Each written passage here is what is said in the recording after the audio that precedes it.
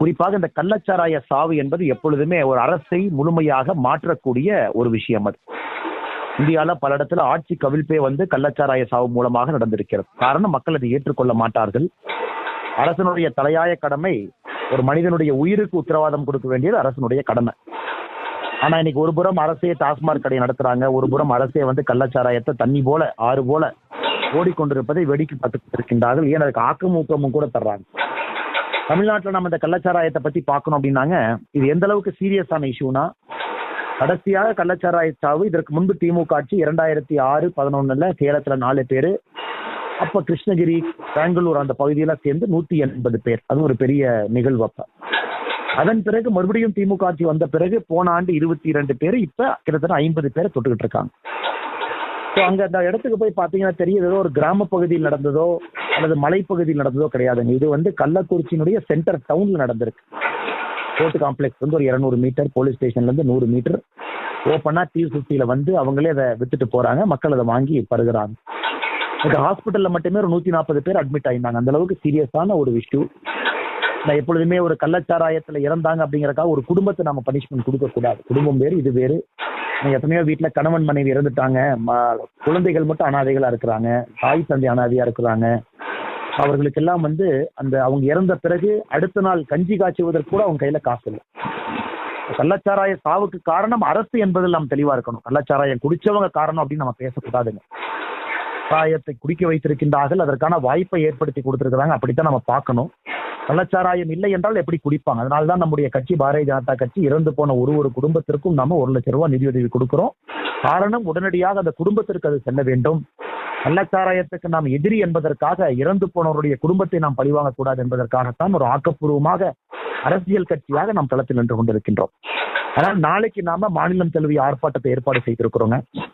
எல்லாம் நம்முடைய கட்சி மாவட்ட எல்லாரும் நம்ம பண்ண போறோம். ஒரு பெரிய அளவில் இந்த ஆர்ப்பாட்டம் இருக்கணும். காரணம், திமுகவை பொறுத்தவரை அவங்க தேர்தல் வாக்குறுதி 360 இதையதான் சொல்லியிருக்காங்க. கள்ளச்சாராயம் தடுப்பது, சாராயத்தை ஒழிப்பது, டாஸ்மார்க்கை மூடுவது, அந்த அறிக்கையில் ஆரம்பித்து தொடர்ச்சியா கள்ளச்சாராய சாவுகள் தமிழ்நாட்டில் நடக்குது. அவங்களே சாராய ஆலை நடத்துறாங்க, அவங்களே டாஸ்மார்க் வருமானத்தை பெருக்க பாக்குறாங்க, அவர்களே இது காரணமாகவும் அமையறாங்க.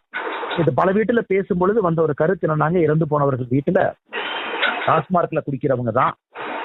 ஆனா ஒரு காலகட்டத்திற்கு மேல கையில பணம் இல்லை, இதே சாராய பாக்கெட் 20 ரூபா 30 ரூபாய் கிடைக்கிறது, நீங்க வாங்கி குடிக்க ஆரம்பிக்கிறாங்க. ஒரு பக்கம் அரசு மதுவின் மூலமாக அந்த அடிக்ஷனை ஏற்படுத்துறாங்க, இன்னொரு பக்கம் மக்கள் முடியாதவர்கள் கள்ளச்சாராயத்தின் பக்கம் போறாங்க. இதெல்லாம் தாண்டி ஒரு முதலமைச்சர் அவர்கள் இதுவரைக்கும் ஸ்பாட்டுக்கு போல பாருங்க. இதுவரைக்கும் ஒரு முதலமைச்சர் ஸ்பாட்டுக்கு போகாத ஒரு நிகழ்வாக இது இருக்கு. எந்த அளவுக்கு முதலமைச்சருக்கு இதன் மீது அக்கறை இருக்கணும் அப்படிங்கறத கூட நீங்க பாத்துக்கணும். சட்டப்பேரவையில நம்முடைய 4 எம்எல்ஏக்களும் சட்டமன்ற குழு தலைவர் அண்ணன் நயினார் நாகேந்திரன் அவர்கள் தலைமையில் இன்னைக்கு ஆர்ப்பாட்டம் பண்ணிட்டு வெளிநடப்பு செய்திருக்கின்றார்கள். நாளைக்கு கட்சியாக நம்ம எல்லாம் ஒன்னா சேர்ந்தோ ஆர்ப்பாட்டம் பண்ணணும் அப்படிங்கறத விடங்க, நீங்க ஒப்பாரி வைக்கிறது, ஏன்னா மக்கள் இதை பார்க்கணும். மக்களுக்கு இதன் மூலமாக ஒரு விழிப்புணர்வு, அந்த ஆட்சியினுடைய அவலத்தன்மையை நம்ம சுட்டி காட்டணும். அதனால் ஒரு பாடையில யாரோ ஒரு மனிதன், நீங்க போட்டிருக்கக்கூடிய கையில் இருக்கக்கூடிய பிளக்கார்ட்ஸ், வேஷங்கள், சாராயத்தினுடைய பிரச்சனைகள், அதை எல்லாம் கூட எடுத்து சொல்லும் விதத்துல ஒரு வித்தியாசமான முறையில் நாளைக்கு நம்ம ஆர்ப்பாட்டம் நடத்தணும். அது ரொம்ப முக்கியம். காரணம், மக்களுக்கு செய்தி போகணும். ஏதோ ஒரு அரசியல் கட்சி ஆர்ப்பாட்டம் நடத்துனாங்க அப்படிங்கிறத தாண்டி ஒரு விலாவரியா பேசணும். சாராயத்தை கொண்டு வந்தது யார், டாஸ்மார்க்கை கொண்டு வந்தது யார், இந்த நடப்புக்கு காரணம் யார், ஆட்சியினுடைய மெத்தனத்தன்மை என்ன, முதலமைச்சர் கையில தான் காவல்துறை இருக்கு, இதெல்லாம் நீங்க பேசணும். ஆனால் நாளை விரிவான இந்த ஆர்ப்பாட்டத்திற்கு நீங்கள் எல்லாம் பங்கேற்று ஒரு பெரிய ஒரு அரசியல் மாற்றத்திற்கு நாளை ஒரு அச்சாரமாக இந்த ஆர்ப்பாட்டம் அமைய வேண்டும் என்பது என்னுடைய விருப்பம், நம் எல்லோருடைய விருப்பமும் கூட. ஆனால் நம்முடைய அமைப்பு பொதுச் செயலாளர் கேசவநாயகி அவர்கள் ஒரு கட்சி மாவட்டத்திற்குமே 3 தலைவர்கள் அனுப்புறாங்க. அதெல்லாம் நீங்க வைத்து பேசி ஒருங்கிணைத்து இப்பவே நீங்க எல்லாத்தையும் வர வைக்கணும். இளைஞர் வரணும், பெண்கள் வரணும், அணிப்பிரிவு எல்லாத்துக்கும் மீட்டிங் போடுங்க.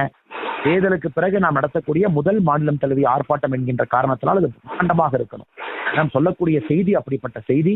அதனால் நாளை வெற்றிகரமான பிரம்மாண்டமான ஆர்ப்பாட்டமாக நீங்கள் இதை நடத்தி காட்ட வேண்டும் என்று எல்லோரும் பணிவன்போடு கேட்டுக்கொள்கின்றேன். நன்றி, வணக்கம். பாரத் மாதா கி ஜெய்.